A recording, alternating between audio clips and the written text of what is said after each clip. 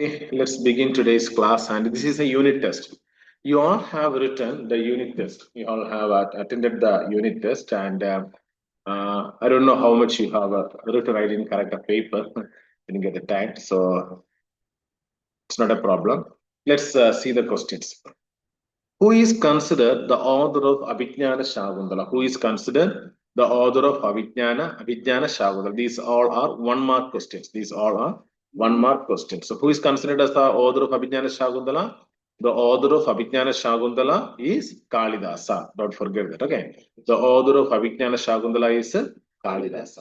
He is one of the greatest Sanskrit poets and dramatists in ancient Indian literature. So, who is Kalidasa? Kalidasa is one of the greatest poet, greatest poet and dramatist, greatest poet and dramatist in ancient Indian literature. He is often compared with Shakespeare. He is often compared with Shakespeare for his literary brilliance. So when you write in the exam, maybe you can quote this sentence. Kalidasa is often compared with Shakespeare for his literary brilliance. And the language used here is Sanskrit. It is a classical drama. The genre is classical drama or play. So the theme is love story of King Dushyanta and Shakuntala, highlighting love, separation, and reunion through divine intervention. Second question: Mrichagadiga is written by which playwright? Mrichagadiga is written by which playwright? The Sanskrit play Mrichagadiga was written by the playwright who? Shudraga.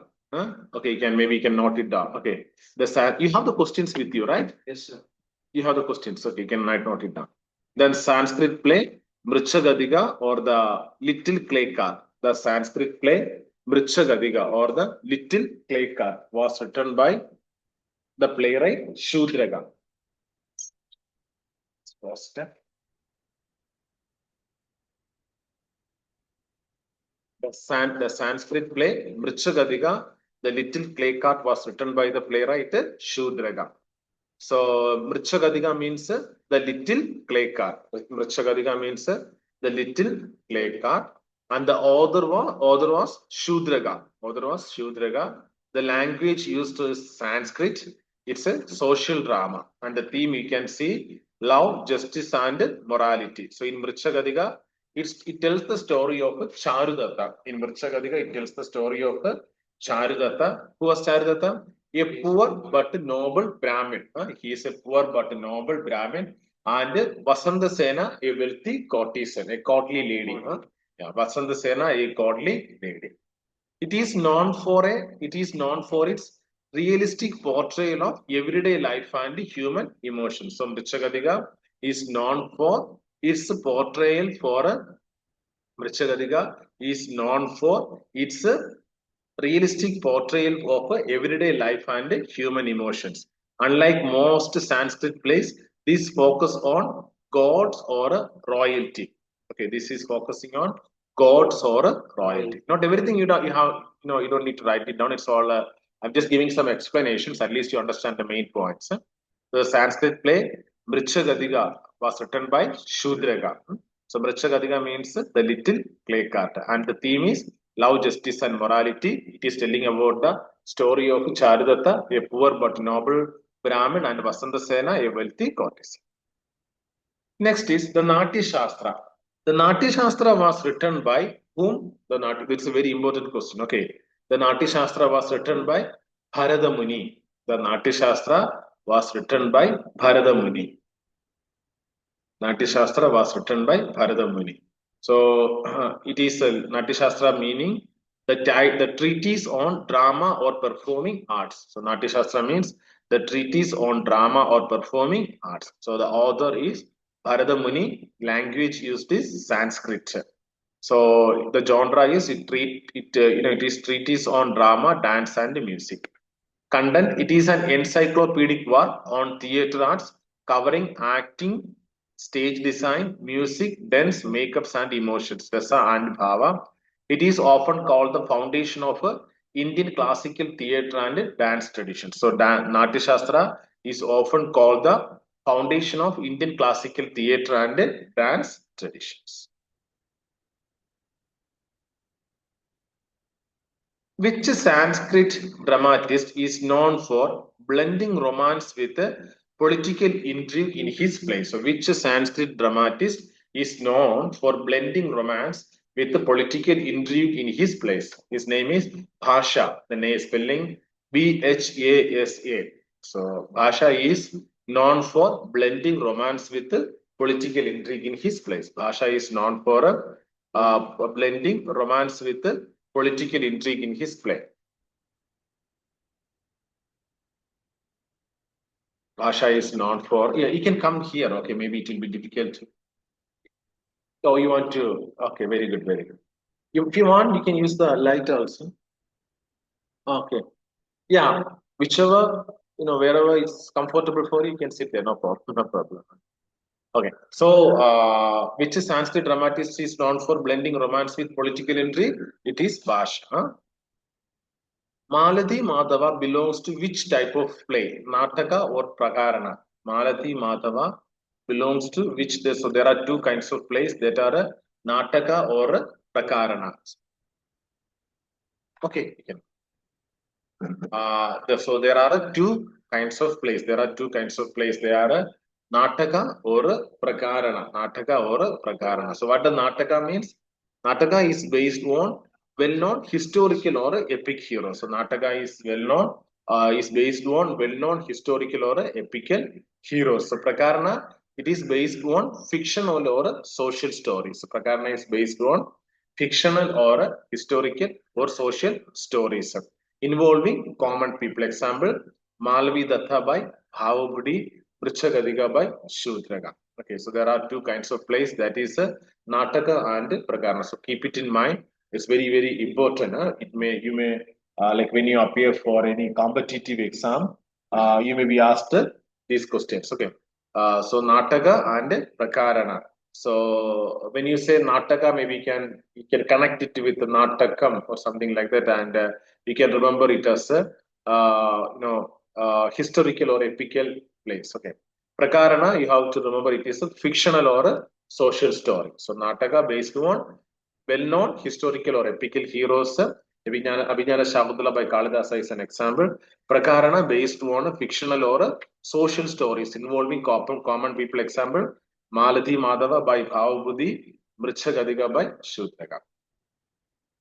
The Sanskrit play Malathi Madhava belongs to the Prakarna type of play. So Malathi Madhava is what? It's a Prakarna type of play. Author is Bhavabudhi. Title is Malathi Madhava.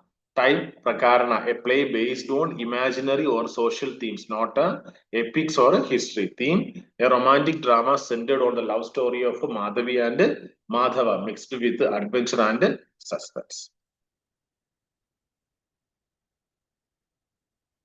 Next is annotation. You who do not notice me, a horde of merit standing at your doorstep. So this is a very important question. You do not notice me, a horde of merit standing at your doorstep. So this is Durvasa's curse to Shakuntala. So this is what Durvasa's curse to Shakuntala. What are the lines? You who do not notice me, a horde of merit standing at your doorstep, are spoken by sage Durvasa in Kalidasa's Abhijnana Shakuntala when he curses Shakuntala. So this is spoken by whom? Spoken by sage Durvasa. Sage Durvasa in Kalidasa's Abhijnana Shakuntala when he curses Shakuntala. The sage Durvasa, so we are going for the context. The sage Durvasa visits the hermitage where Shakuntala lives. The sage Durvasa visits the hermitage where Shakuntala lives.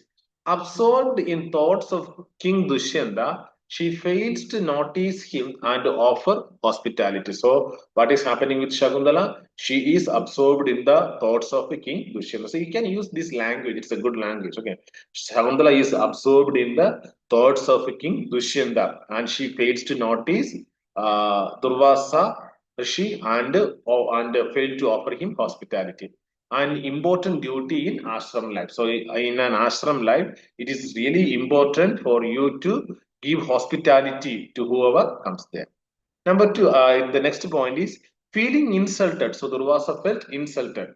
Durvasa utters this line. So feeling insulted, Durvasa utters this line, calling himself a horde of merit. So he is calling himself a horde of merit, meaning that showing respect to him would have brought great spiritual blessings to Shakuntala. So he is telling, if you would have shown respect to me, that would have brought so many blessings to you. But unfortunately, she failed to notice her. She failed to notice him. She failed to notice him.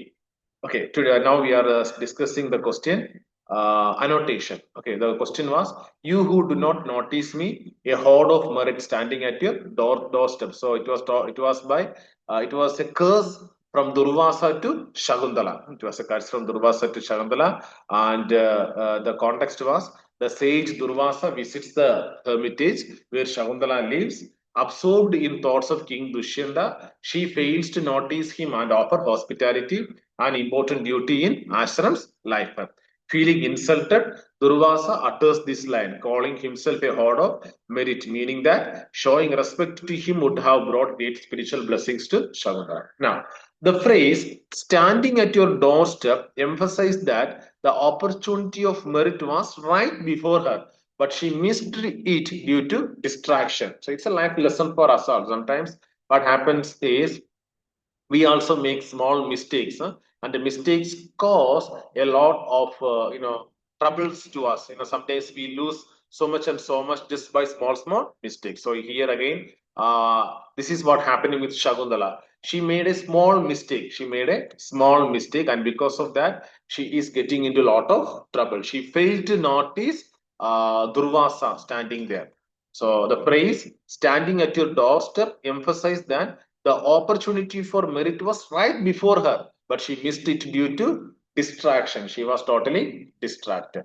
Those students who study are often told not to be distracted, right? Especially in classes, you need to give your undivided attention. Distraction could make us lose some of the important points. As a result, he curses her that the person she was thinking of would forget her. So, what was the curse that came upon Shakuntala? Whomever you are thinking about, that person is going to forget you. That was the curse. As a result, he curses her that the person she was thinking of would forget her. The lion reflects both Durvasa's pride and Shakuntala's innocent negligence. So Durvasa was a pride person, and Shakuntala was an innocent girl, but she couldn't notice him. Setting the stage for the central conflict of the play, love tested by fate and forgetfulness. Durvasa's words highlight the theme of duty versus emotion, showing how a moment's inattention can lead to deep suffering even for the virtuous. Even though she was a virtuous lady, she just had in a fraction of time she failed to recognize Durvasa standing over there and got into all this trouble. Whenever you read the line in the text in the exam in the question paper, you should be able to identify from where it is. And mostly like they won't ask lines from everywhere. The important lines only will be asked. So if you know the story, if you have read it, heard it, you'll probably be able to answer.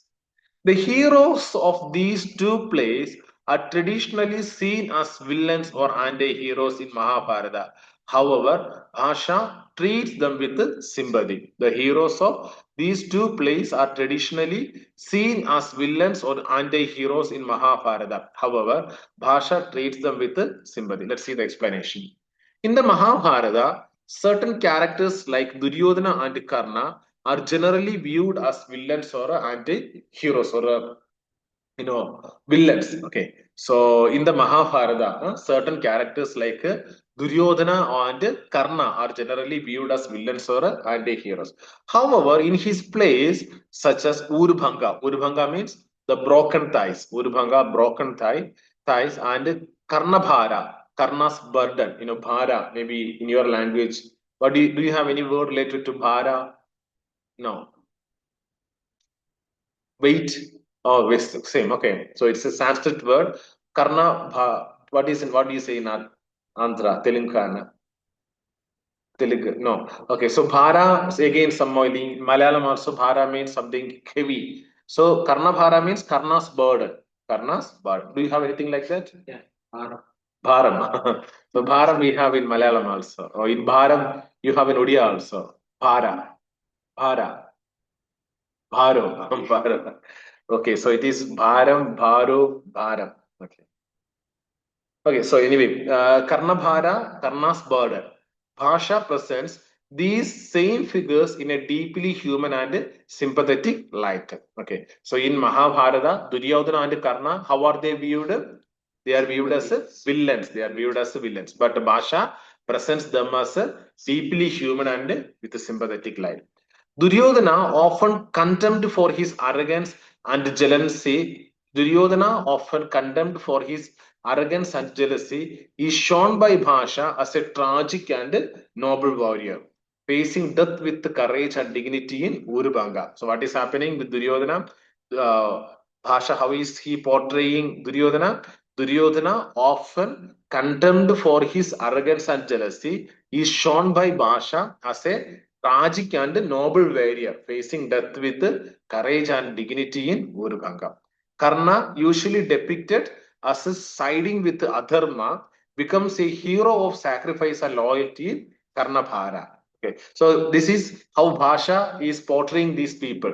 So they are actually portrayed with a anti-hero image in Mahabharata, but he is changing it. He's changing it, and he is showing their human emotions and sympathetic feelings.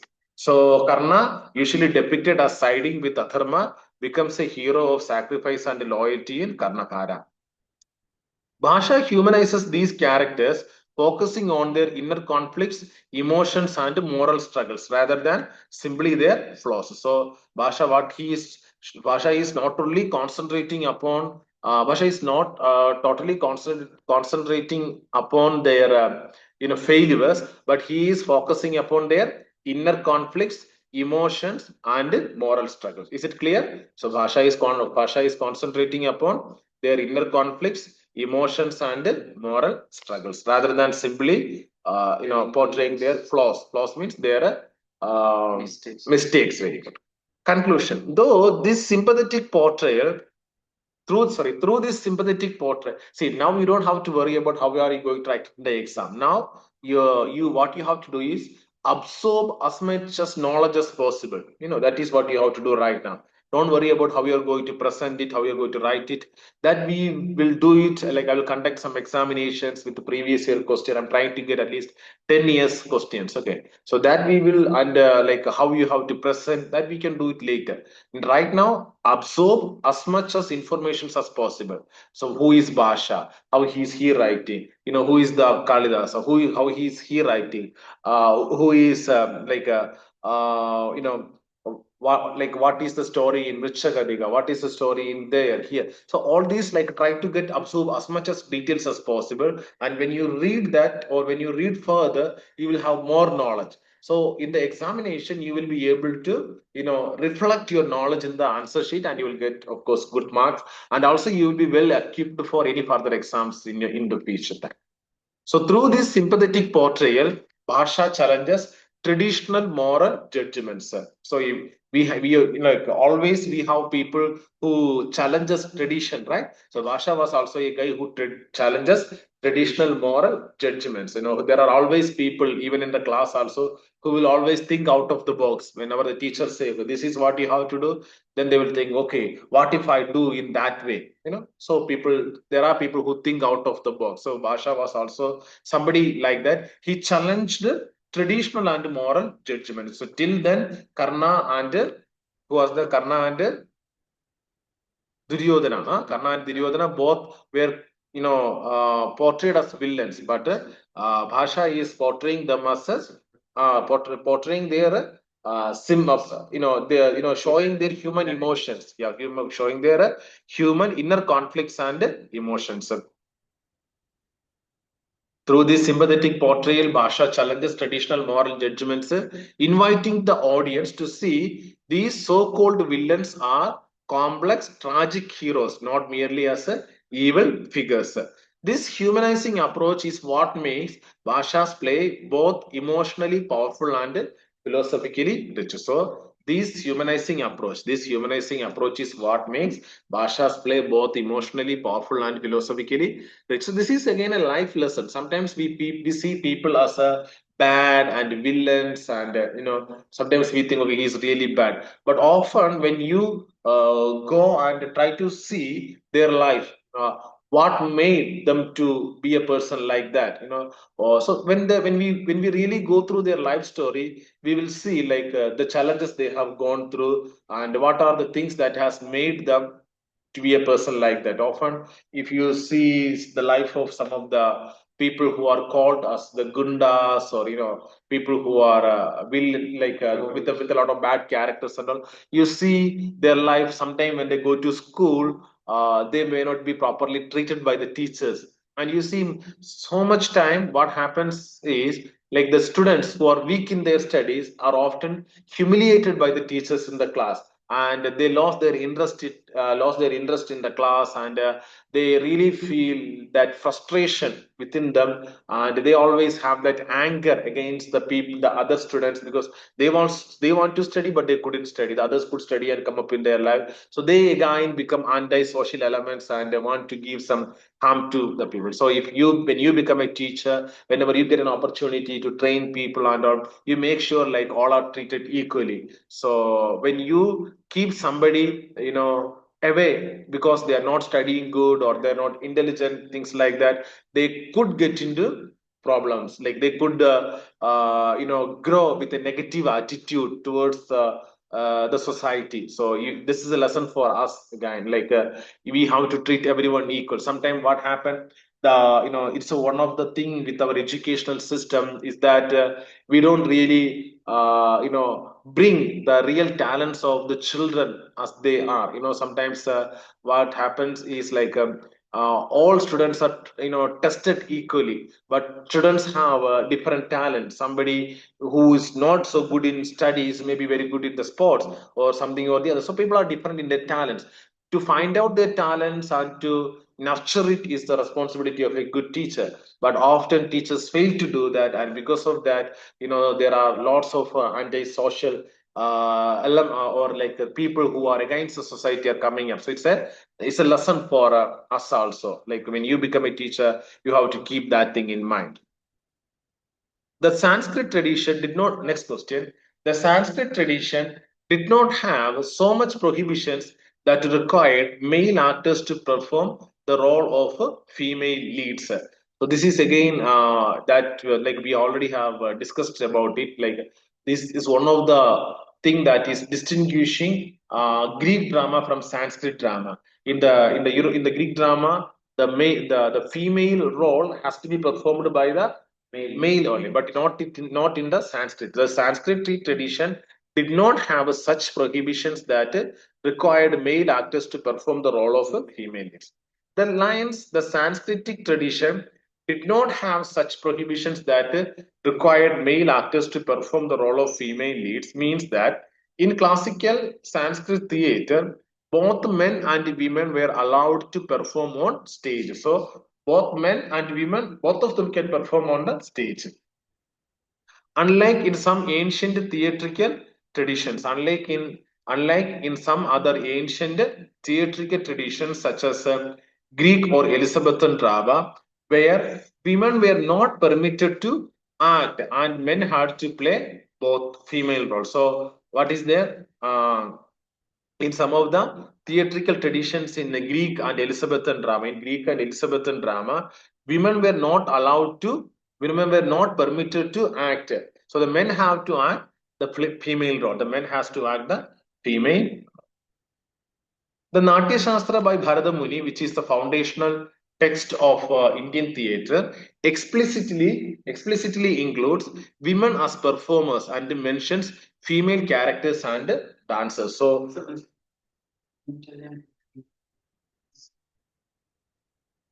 yeah. Okay. Yeah. Okay. Fine. So the Natya Shastra by Bharata Muni, which is the foundational text of Indian theatre, explicitly includes women as performers and mentions female characters and dancers. Ancient Indian drama recognized the equal artistic participation. So in Indian tradition, the women and the male both can perform of both genders in acting, singing, and dancing. This openness shows that Sanskrit theater was more inclusive.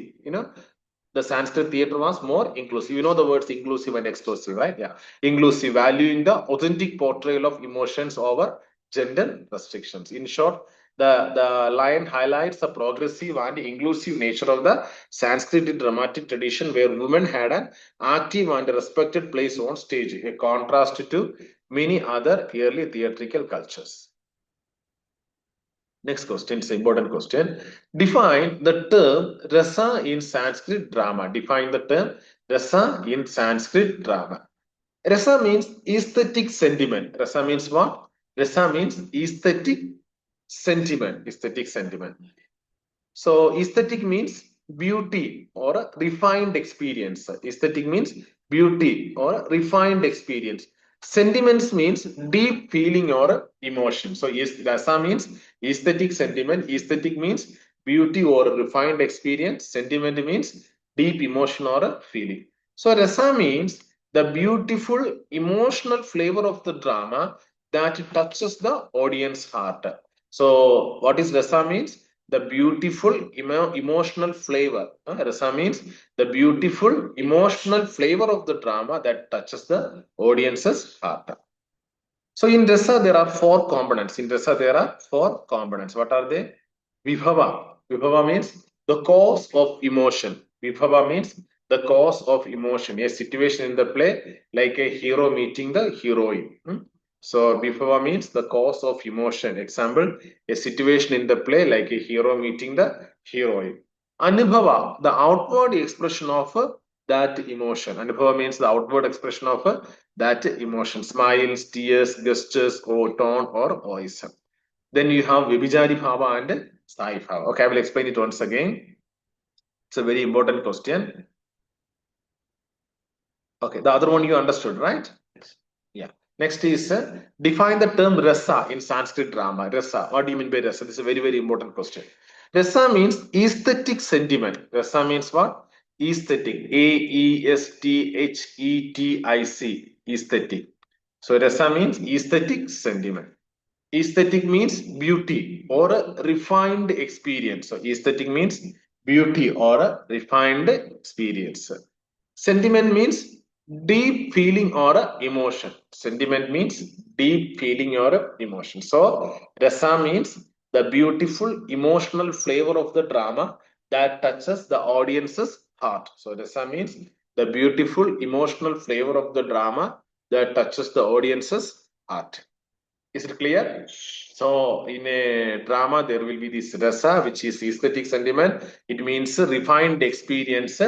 So rasa means the emotional flavor of the drama that touches the audience's heart.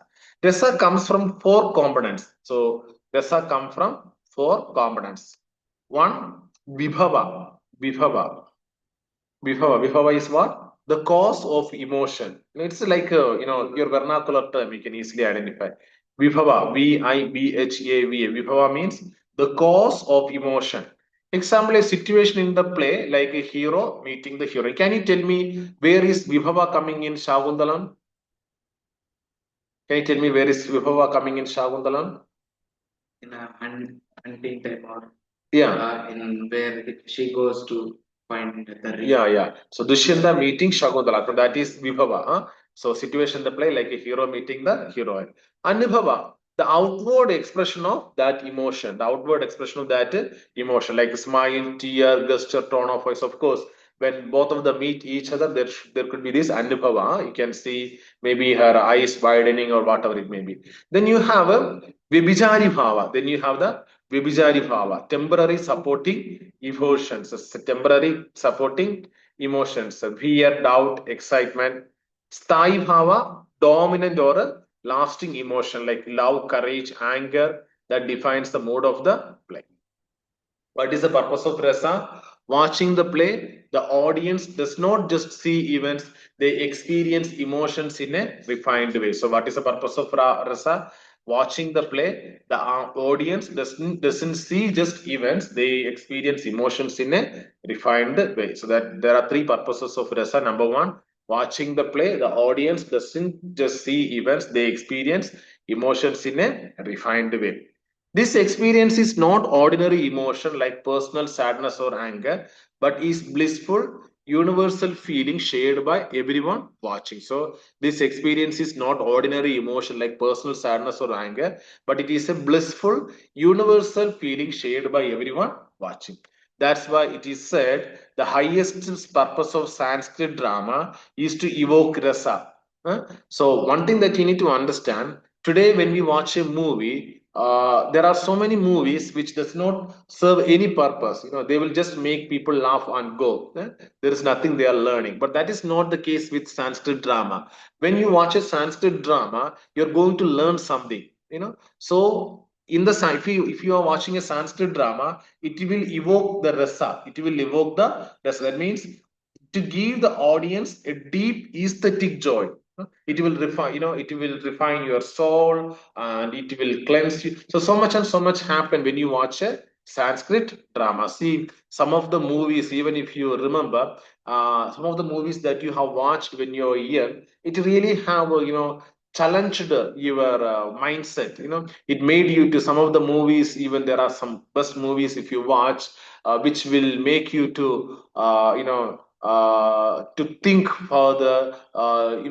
It will challenge you to go further in your life. So in the same manner, the in the Sanskrit drama there is this rasa, and when the rasa is being evoked, that will bring a great aesthetic joy upon the audience. So, in simple words, rasa means the emotional essence of drama. It is created by situations, expressions, and feelings in the play. Its goal to lift the audience to a higher emotional and spiritual experience. Let's connect it with Abhijnana Shagundala. Say, please answer the question.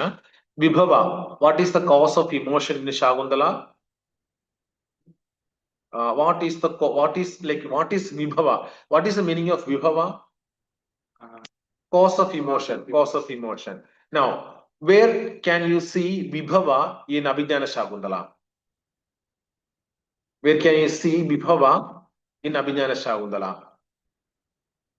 King Dushyanta meets Shagundala. There is Vibhava. King Dushyanta meets Shagundala. Okay, if you are getting a little trouble in understanding, don't worry. This is a recorded classes. You can watch the recording and you can even read the text. You can again check with the books.